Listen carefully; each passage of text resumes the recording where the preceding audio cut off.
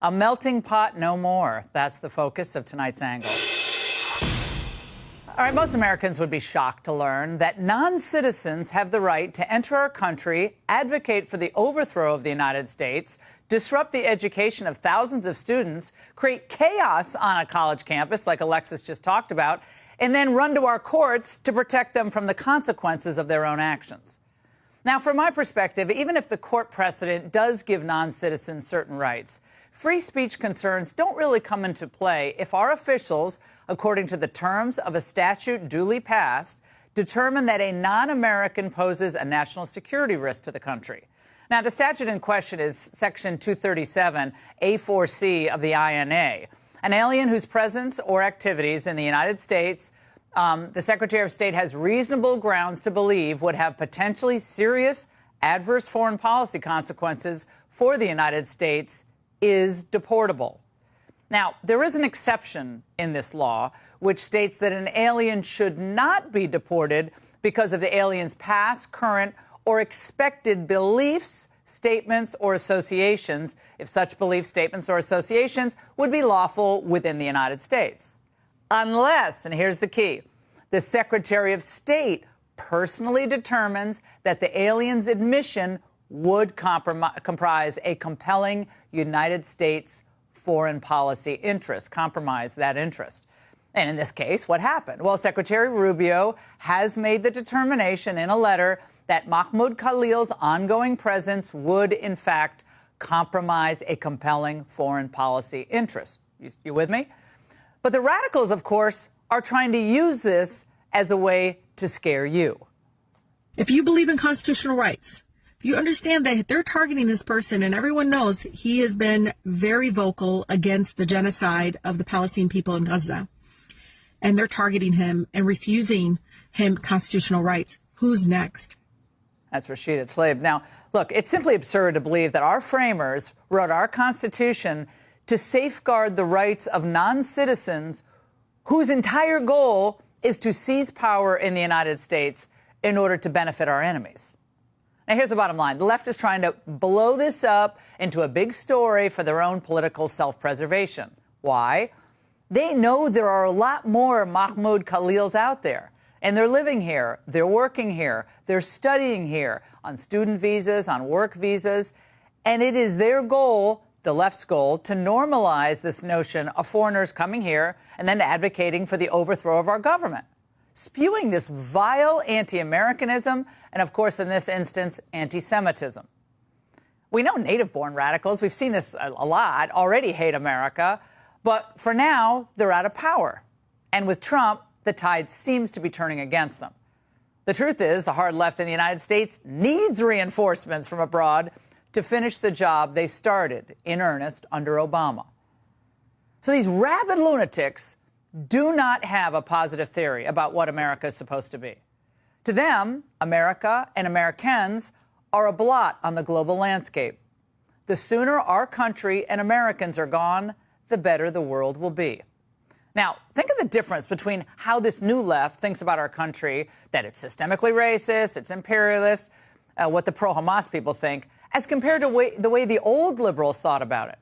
They thought America just needed to live up to its founding principles in order to succeed. That's what Martin Luther King believed. Listen to the I Had a Dream speech. That's what JFK believed. That's what Abraham Lincoln, of course, Republican, but revered by the left, believed. But today, the hard left wants the entire system smashed. You see it on college campuses. That's what they want, upheaval. That's bad enough when we have American citizens believing this, but there is nothing in our history, nothing in basic common sense that compels us to admit foreigners, let them stay here, who believe any of this. This is a recipe for total chaos. Justice Robert H. Jackson, writing in The Dissent in Terminiello versus Chicago back in 1949, got it right. The choice is not between order and liberty. It is between liberty with order and anarchy without either. There is danger that if the court does not temper its doctrinaire logic with a little practical wisdom, it will convert the constitutional Bill of Rights into a suicide pact.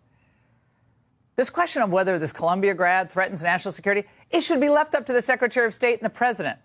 This individual is not an American citizen.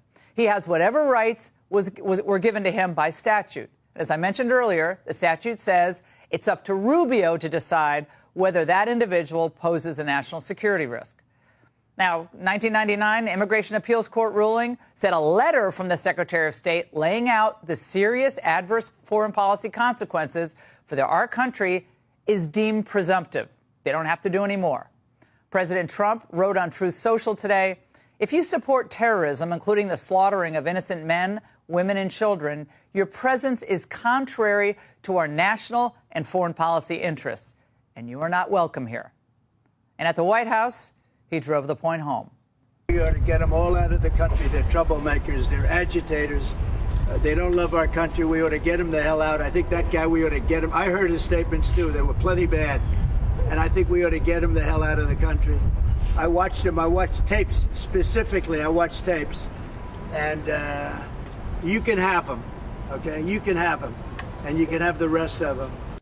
If we continue to give safe haven to those who ultimately seek our destruction, we'll eventually end up with a knife at our throats. Now, it doesn't have to be a mob on college campuses. It can be a single, disaffected, angry refugee, what some in Europe are calling low-cost jihadists. A horrifying story in The Spectator. One of these low-cost extremists was last week jailed for life by a French court. In October 2020, Tunisian Brahim Aouassaoui murdered 3 Christians with a knife outside a church in Nice.